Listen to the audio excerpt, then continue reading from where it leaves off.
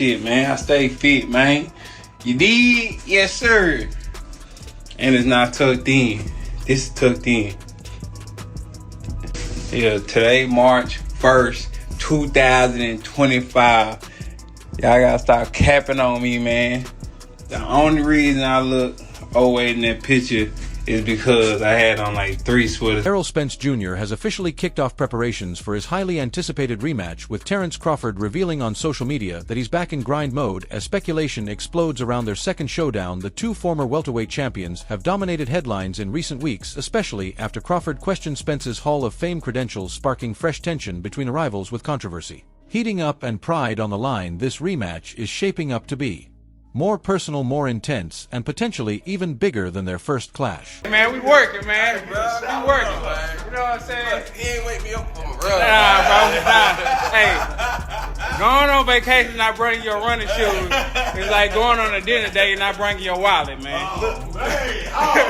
God damn, man. We wet, man. We wet up, man. And we ain't missed one.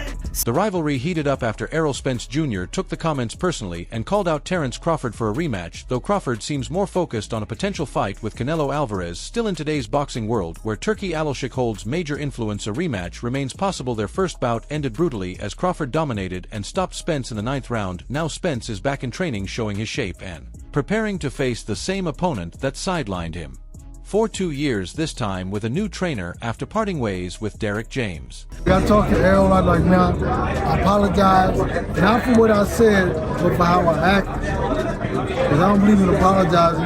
If I really meant something, I'm not gonna apologize. And no, man, don't worry about that. He said, because 2 days before the fight, temperature-wise, everybody's, just moist. So yeah, this is what it is. When you hear people talk about you, and then when you have fun, I don't know anything about it. I don't know anything about it. I don't know nothing. Not even a hint of maybe going to the rematch at 154. Oh, I mean that part. I mean, I'm sure they already signed that or whatever. But I don't know anything about that either. But I just know what they talk about. You'll see him, he won't be so. From day one, Derek James and Errol Spence Jr. were inseparable. When the former BWAA Trainer of the Year spoke, Spence listened, and together they built a dominant unified run at 147 pounds, sitting just 1 win away from undisputed glory. That dream collapsed after Spence's brutal stoppage loss to Terence Crawford in July 2023, a defeat once labeled a minor setback but later revealed to be much deeper as James filed a lawsuit seeking over $5 million in alleged unpaid wages. While that legal fight plays out, Spence is searching for a new voice in his corner and has recently been spotted with Philadelphia-based trainer Bozy Ennis, fueling speculation about a possible partnership. Though Edwards has expressed openness, he has also cautioned fans and media against rushing to conclusions as Spence carefully plots his comeback path back to the top of the welterweight division. Yeah, man. Yeah, I'm definitely gonna get in this year. Probably October, November.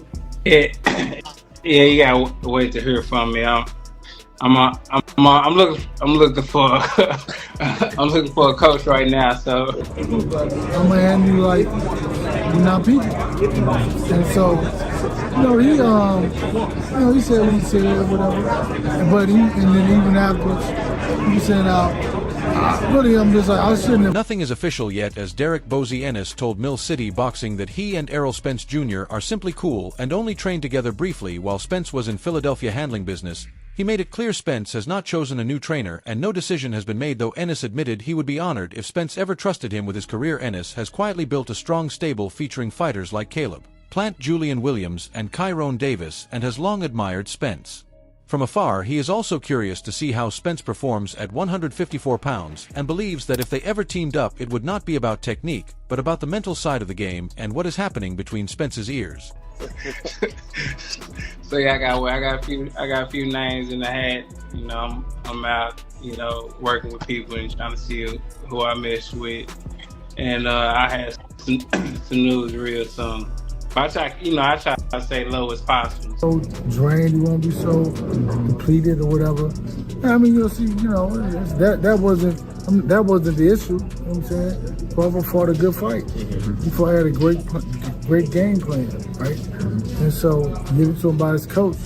So it's not like, he's the better guy. It's just minor tweaks I could make, but he's already an incredible fighter. said renowned trainer Stephen Edwards, speaking about Errol Spence Jr. The biggest thing I could offer is helping build his confidence. Training Spence would definitely bring more attention to me and boost my earnings. But that's never the motivation I've had. Having known Errol for years, there's no selfish agenda. If he chooses another trainer, my respect and support won't change. That's my guy. I like him. I wish him nothing but the best, and I'll never be upset if he goes a different route. Edwards also shared his insights on the broader Terence Crawford versus Spence saga, offering thoughtful observations about the rivalry and what it could mean for both fighters moving forward. Right now, and be in the Hall of Fame, he couldn't. You know, like everything that I've accomplished, he's still trying to accomplish. You know. Do you not think Spence will be in the Hall of Fame? Right now? No, how? Yeah, he's right, dude. He's right. How? You know, like he fought in one division. You know, never unified the belts. He unified. During a recent interview, Stephen Edwards was grilled by a reporter about Terence Crawford's controversial statements. The reporter highlighted Crawford claiming he doesn't think Errol Spence Jr. is a Hall of Famer, even though Spence is considered his best win, saying this contradicts Edwards' view of Crawford's Hall of Fame status and pound for pound ranking. The discussion escalated as Crawford also alleged that Manny Pacquiao used performance-enhancing drugs, pointing to a drop in knockouts. After Floyd Mayweather Jr. requested drug testing, the reporter pushed back, noting Floyd's own history with USADA testing, the secrecy of results, and the fact that Manny sued Floyd with an out-of-court settlement, raising questions about consistency and credibility. Edwards was left navigating a highly charged debate that touches on Hall of Fame claims, fighter legitimacy, and long-standing rivalries in the boxing world. He did unify. You know, IBF. He unified. WBA, was it? He had three. Yeah. He had the Yeah, WBC, but he didn't unify all four. WBA, He wasn't IBF. undisputed. Huh? He No, wasn't no, undisputed. he wasn't. No, but what I'm saying is, they already called him a weight bully, right? He beat Kell Brook coming off of a loss, an eye injury. You know, he beat Sean Porter. In all fairness, he had to go over there to get that. In response, Breadman fired back saying, "Okay, I see you came at me full force over something Terence Crawford said. But I'm not backing down. Crawford's opinion is his own. I think Manny Pacquiao is an incredible fighter, one of the best I've ever seen, maybe even my favorite of his era, yet there was always a cloud of suspicion over his run, especially after Freddie Roach publicly hinted that Alex Ariza might have given Manny something unknown. Crawford isn't alone in suspecting this, he's just vocal about it. Personally, I'm on the fence because Manny sued Floyd Mayweather Jr., and in a lawsuit you can expose yourself. Due to full disclosure, I've been sued before I know how it works." You know what I mean? That's a good win. Like, I don't want to sound like I'm hating on him or, you know, I understand things like that, but Right. I honestly don't know if he make it to the Hall of Fame. Referring to Terence Crawford's claims about Manny, a fight between them never happened, Breadman explained that Manny took a big risk because if he had been using anything banned and it went to trial, all kinds of evidence, old test samples, bank records, and more, could have come out that made him hesitate to label Manny Pacquiao a dirty fighter. He added, "And now you're bringing up the brothers thing. I didn't miss that shot. You guys have a way of doing that, and I'm not sure what you expect from me." Crawford goes on an interview, states that, Errol Spence right now at this moment in time, with the accolades that he has, probably won't go to the Hall of Fame. You were talking about devaluing your opponents. What do you think about that comment? Oh, man. Does he deserve to be in the Hall of Fame with the accolades he has now, first of all? You know, I'm a big. He then shifted focus to Errol Spence Jr. Terence Crawford ranked number 1 pound for pound. "You think my stance is weakened because Crawford says Spence isn't a Hall of Famer and Spence is his best win. Sure, you have a point, but it's not that simple. Let me be clear. While Crawford may be indirectly discrediting his best win, his opinion isn't the final word. Crawford doesn't vote on Hall of Fame inductions. Just because he thinks he's the best fighter ever doesn't make it absolute fact." Of Terence Crawford's status in boxing. I get a lot of flack when I say he's the number 1 pound for pound fighter in the world and he's a Hall of Famer. And people always come at me and they say, "Damn, man, he don't have no resume." And I'm like, bro, he's special. There's a writer here in Philadelphia by the name of George Hansen. And around 2011, 2012, we was talking. And this guy's a pretty knowledgeable guy about boxing. And he was saying to me that if Crawford said he was the best fighter ever, people would call him delusional, he explained. But when he voices an opinion on Errol Spence Jr. that fits the narrative boxing fans like, It gets accepted, so here's where I stand on Crawford's resume and Spence's Hall of Fame credentials. I think Crawford has a solid, though not spectacular, record. He may not have tons of pound-for-pound or Hall of Fame names on his resume, but he has faced several ring-rated fighters and former world champions, which is another way to evaluate a fighter's legacy. Crawford has been consistent in the ring for over a decade, and in my opinion, none of his results have been controversial. The May Dream of result was not an exception. Adrian Broner, and there was another fighter, was the future and whatever. And I said, man, there's a guy named Terence Crawford that's better than Broner and whoever else he was talking about. But let me just say Broner. Broner was the more popular guy at the time. And he hadn't heard of Terence Crawford. Whenever he see me, he'll be like, damn, bro, you called that, man. My God. Who, Broner? Yeah.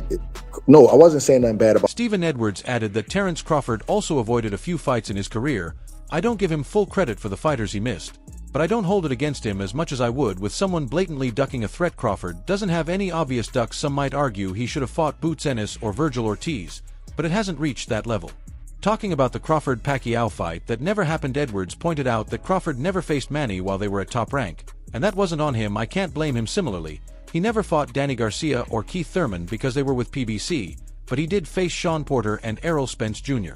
I don't fault him for that either, because PBC welterweights fought each other first, and then Crawford joined the unofficial tournament. Top Rank had done similar things years earlier with Tim Bradley, Manny Pacquiao, Juan Manuel Marquez, Brandon Rios, and Mike Alvarado, mixing and matching fights. That's just the business side of boxing.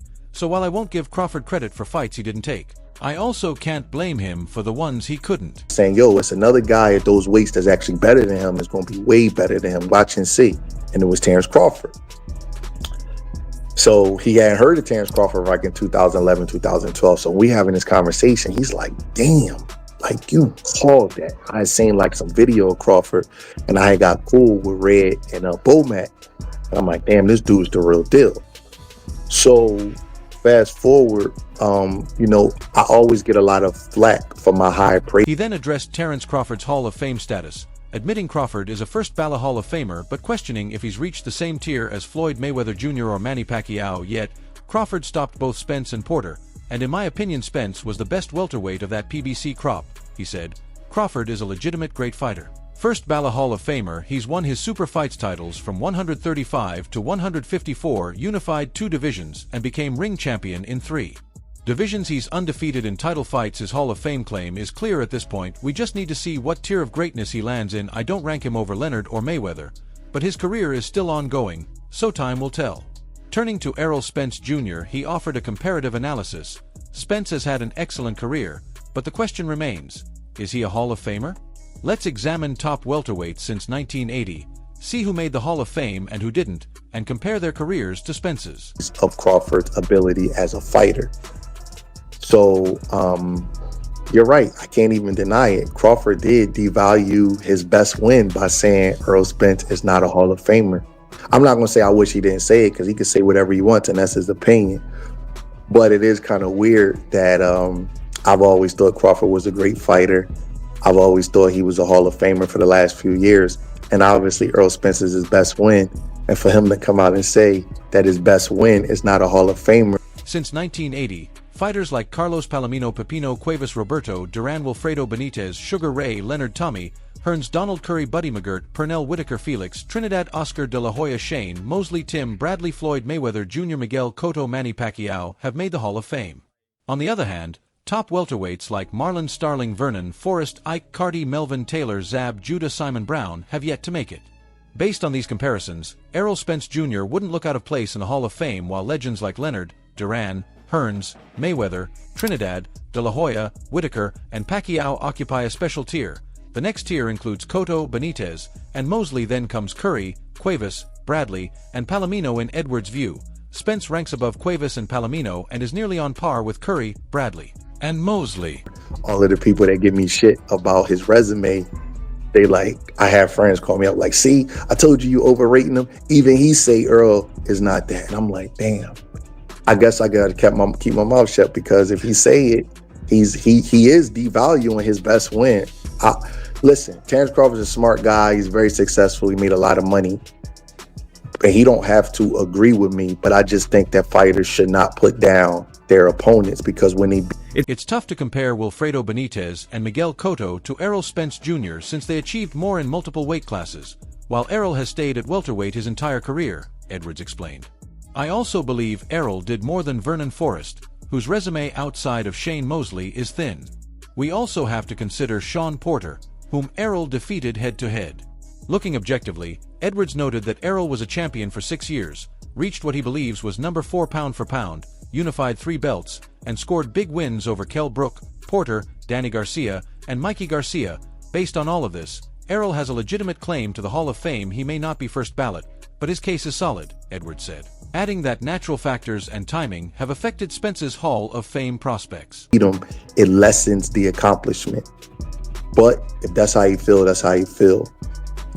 Personally, I don't want to crown myself a historian, but I know a lot about the history of boxing. Errol Spence has a very, very reasonable chance to get into the Hall of Fame. He unified 3 belts. He was champion for 6 years. He made it to top 4 or 5 pound for pound, which is an accomplishment. He has some. There are a few factors working for Errol Spence Jr. and a few working against him, Edwards explained. On the positive side, he unified 3 belts, achieved a high pound-for-pound ranking, and defeated Sean Porter, Kell Brook, and both Garcias. Porter being on the Hall of Fame ballot helps his case because Errol beat him. Tim Bradley's induction also strengthens Spence's argument, as they're comparable in skill and accomplishments. And finally, Terence Crawford. If Crawford keeps piling up big wins and Spence's only loss remains to Crawford, that further supports his Hall of Fame credentials. Kell Brook, Mikey Garcia, Danny Garcia, and Sean Porter. He's an Olympian, and he only lost to one fighter, which was a great fighter. I don't know if he's a first ballot Hall of Famer, like as soon as he gets on the ballot, like the Mayweather, Pacquiao, those kind of guys. But he has a reasonable shot to get in. If you look at the best welterweights over the last 40 years, What works against Errol Spence Jr. is how decisive his loss to Terence Crawford was, Edwards noted. Other factors include fighters like Ike Carty Marlin, Starling Simon Brown. Not being in the Hall of Fame, some media voters might view those guys as comparable to Spence, so if they're excluded, it could impact his chances. After analyzing everything, Edwards concluded that Spence has a strong shot at induction once he's eligible. That's all for now. For the latest updates, highlights, events, and action in the boxing world, stay connected by subscribing to our YouTube channel and turning on notifications so you never miss top quality content. Until next time, peace.